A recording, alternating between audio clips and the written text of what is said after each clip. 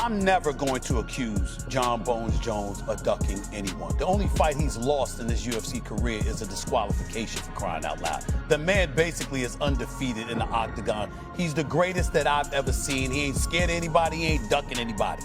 Here's what I will say. He is the kind of person that is temperamental. If you get on his nerves and you discuss him, yeah, if he's already signed a fight with you, then he'd be ready to kick your ass. If he hasn't fought for you, he considers it a privilege to fight him. And Aspinall, he's already been on the record saying the guy annoys me. I don't like him. I want to know how much believability DC and RC do y'all believe there is to the assertion he's refusing to fight because everybody wants him to fight this guy, and this guy disgusts him so much he doesn't want to give the guy the privilege of being in the Octagon. Stephen A. Smith and Dana White have both taken shots at Jon Jones for seemingly avoiding a fight with Tom Aspinall, and the MMA community is absolutely exploding over it. One fight that you get, like, of course it's you, but I'm talking about you want to see more than any other fight in 2025. So I get asked this every year.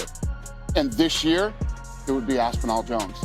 That's the biggest fight in heavyweight history. And at the end of the day, what my job is to give the fans what they want, and that's what the fans want. Jon Jones says he wants to be on there too, and he says he would fight whoever the champion is at that time. But would you be okay with him like coming back and potentially winning that belt again? And you might have to go through. Well, it's not even about him winning the belt. I mean, you know how I felt about him. I can't risk putting him in big positions in a big spot and have something go wrong. Yeah, especially the White House card. He's been posting videos of himself training. He's back in the pool now. He wants the White House. If he starts getting in shape and training and stays the course, that's the fight he wants. He keeps telling me he wants that fight. I feel freaking tremendous. I'm training constantly. The brand's in a great place. We're doing really cool things with cool people like yourself.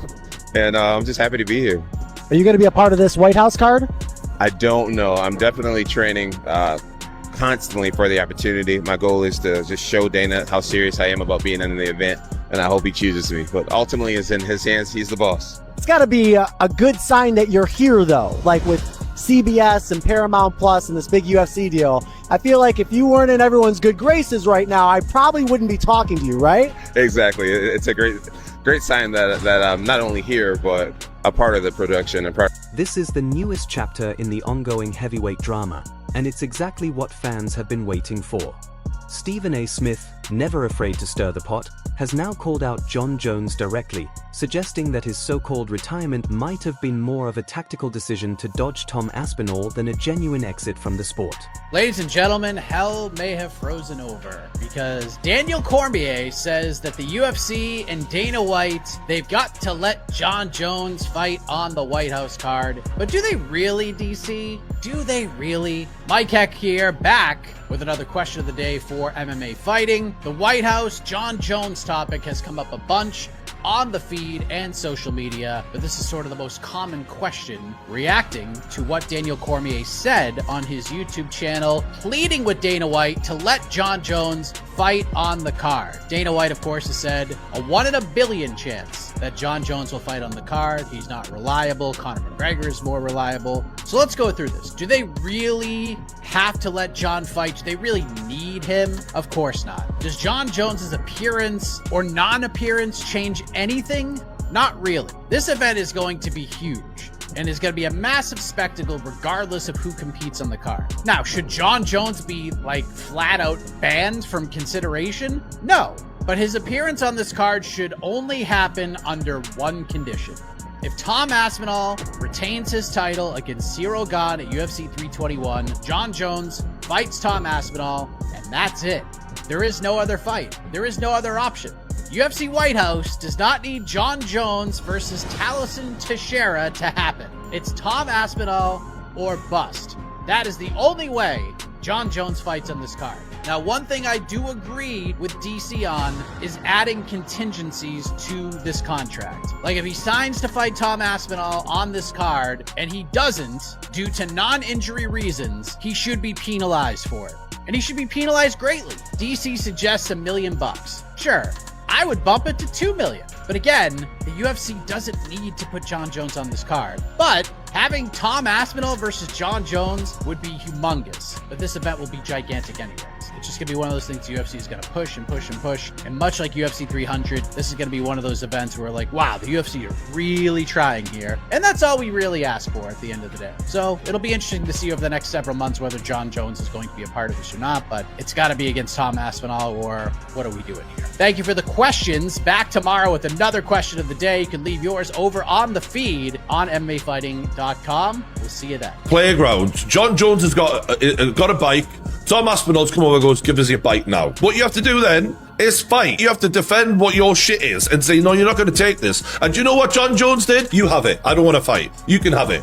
This is unbelievable. The greatest of all time. What a load of shit. I'm sorry. Never going to call that him the GOAT. Ever again. Because being the greatest of all time is not just about winning. And that's what Jon Jones doesn't understand. It's about how you conduct yourself throughout the whole of your career. Are you willing to fight the biggest challenges, the biggest tests? Go in there and test yourself against everyone. And Jon Jones proved, without a shadow of a doubt, his biggest test, stepped up and he bottled it. Well, and defend his heavyweight title, because you've never really earned it. You beat a guy who wasn't even the champion. You beat Stipe. Oh my God, what a farce that fight was. That will go down as the most pointless, pathetic fight I can imagine in a world title fight in UFC history. What a waste of time that was. And all of that time letting Jon just waste time fighting old man Stipe, who could barely fucking walk, let alone fight. They gave him a bone. They threw him a bone and went, we'll give you the Stipe fight if you give us the Aspinall fight. He took the Stipe fight and then went running. And we have wasted so many fucking months, and all of it for what? For Jon Jones to eventually get to the point where the UFC were like,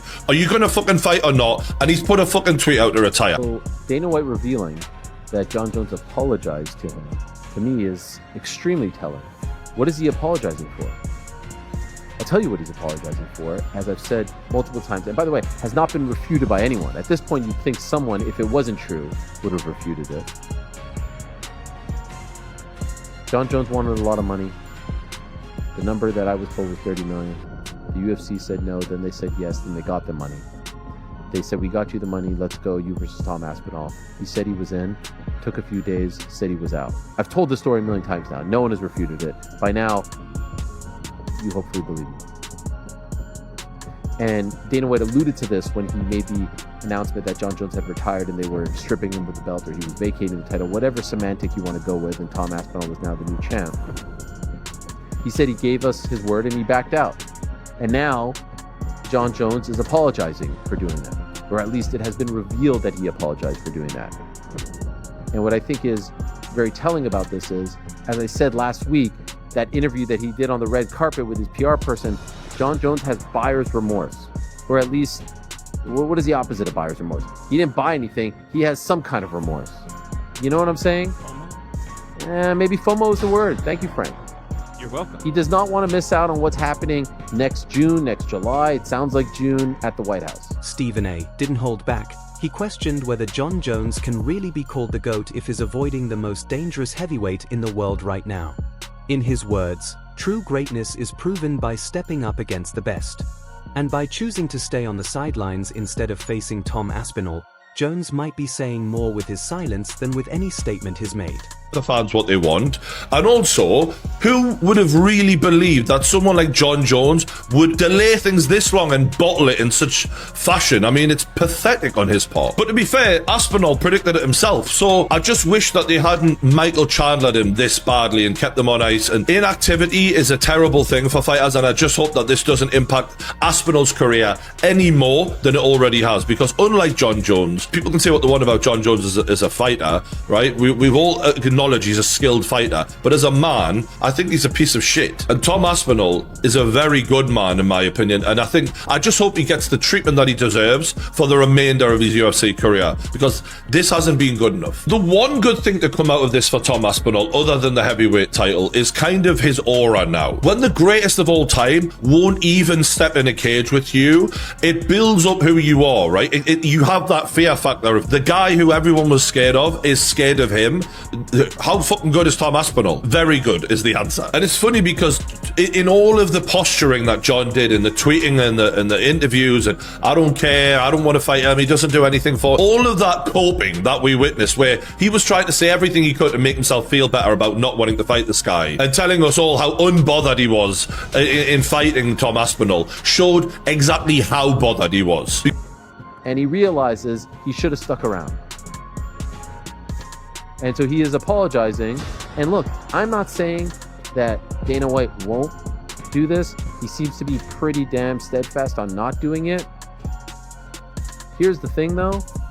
They may need him. Donald Trump may ask for him. Like, there's other factors involved here, no doubt about it.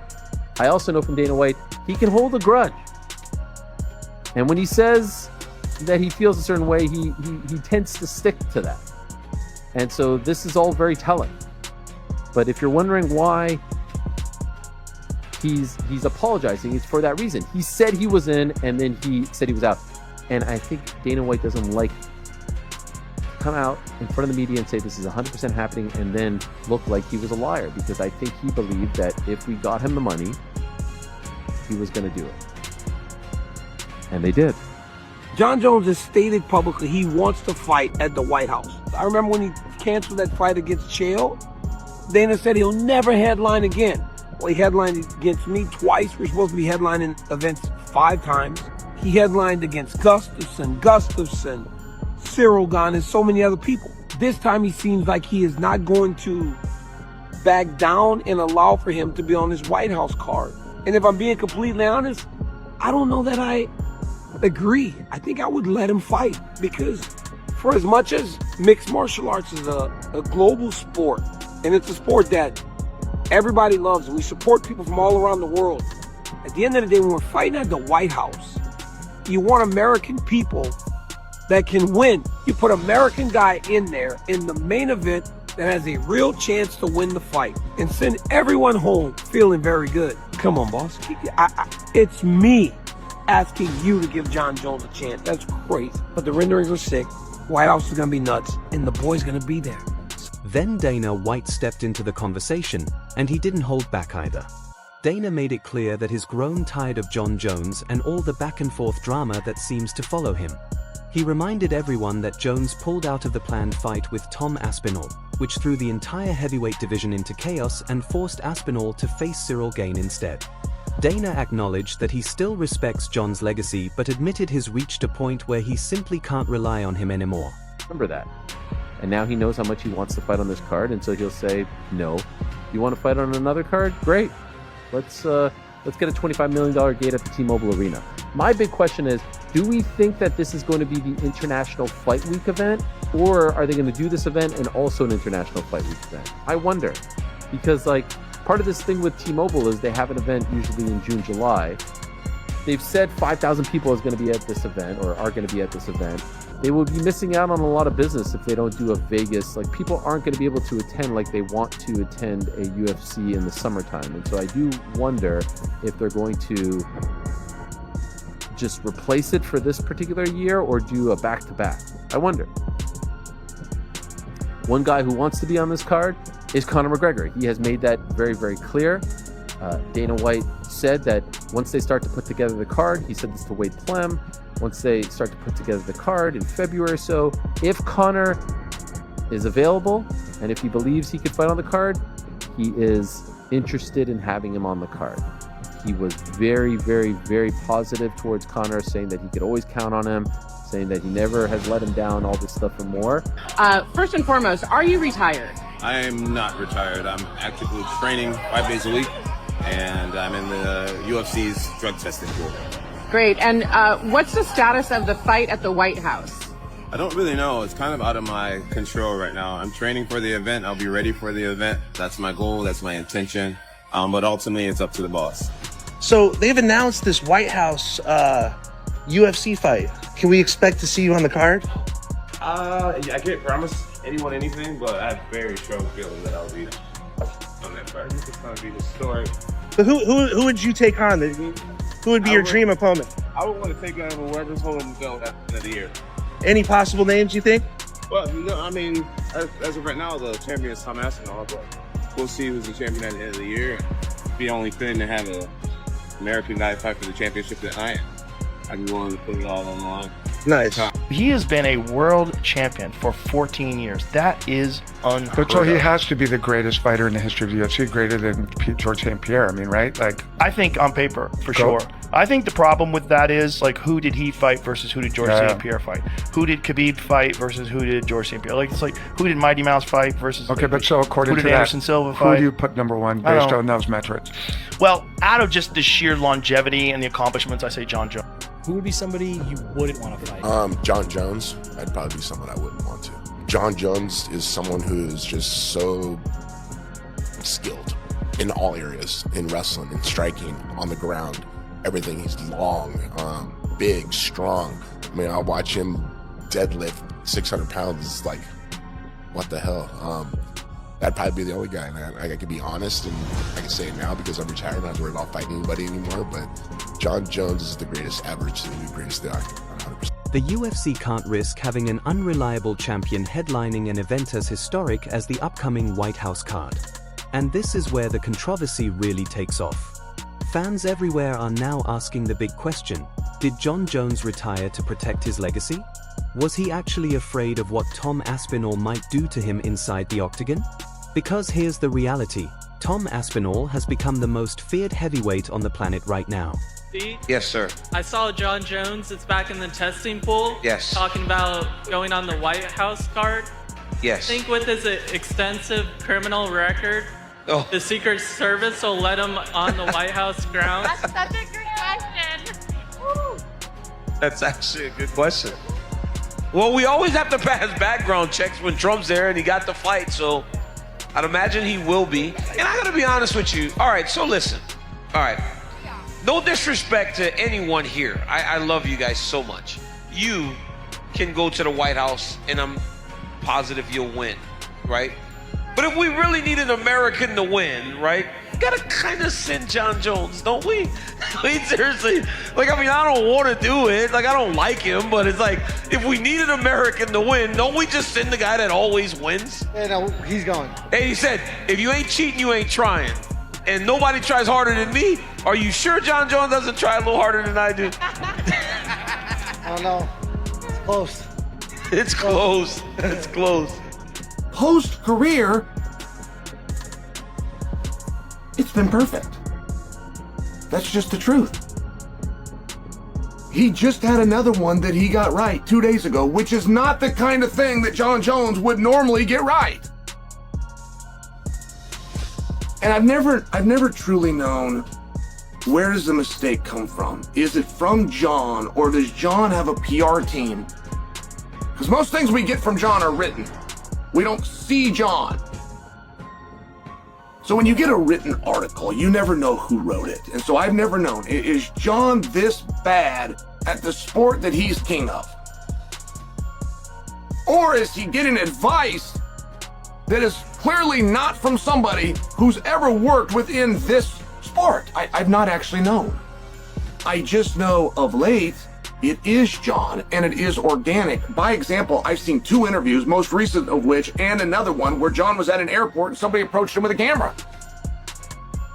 So Jon's not even expecting an interview, not to mention if he just got off a flight, he's a little bit sozzled. Right? It's not like airplanes are the one place that he decides to stay sober. So you want to think there would be great interviews, but he's nailing them. I'm going to just give you an example. Dana comes out, and Dana says, Jon fighting on the White House card is 1 in a billion. I mean, he's letting it be known Jon's not fighting on the White House card. He's letting that be known. You must understand, on that card, everyone on the roster would like on it. So that card is now a reward. If a guy is doing good deeds, a lot of times he would like paid off, and he gets paid off. He'll get a main event. He could find himself in a co-spot of a main event, title shots, bonuses, an upgrade. He goes to check in the hotel. He finds out the UFC called him, got him an upgrade to a suite. I mean, I'm just sharing, like, you do good deeds, there's incentives to do good deeds. Tom Aspinall has everything it takes to dethrone Jon Jones. The size, the speed, the grappling, and the calmness under pressure. And many believe that exact combination is what Jones has been trying to avoid. The recent remarks made by Dana White and Stephen A. Smith have only fueled the flames. The MMA community is now completely divided. Some fans argue that Jon Jones has already proven enough and doesn't need to fight Aspinall to protect his legacy. Others insist that his GOAT status is slipping away the longer he avoids the matchup that everyone wants to see. The heavyweight division itself feels like it's on edge. With Aspinall now expected to defend his title against Cyril Gane, fans are still holding out hope that Jones makes one last return. But Stephen A. said it best, "You can't be the greatest if you're running from the most dangerous man in the room." Dana White echoed that same message, saying that if Jones truly wants to secure his legacy once and for all, the fight with Tom Aspinall has to happen. No more excuses, no more fake retirements, and no more avoiding the challenge. The message is crystal clear. The UFC is ready to move forward. Tom Aspinall is the new face of the heavyweight division.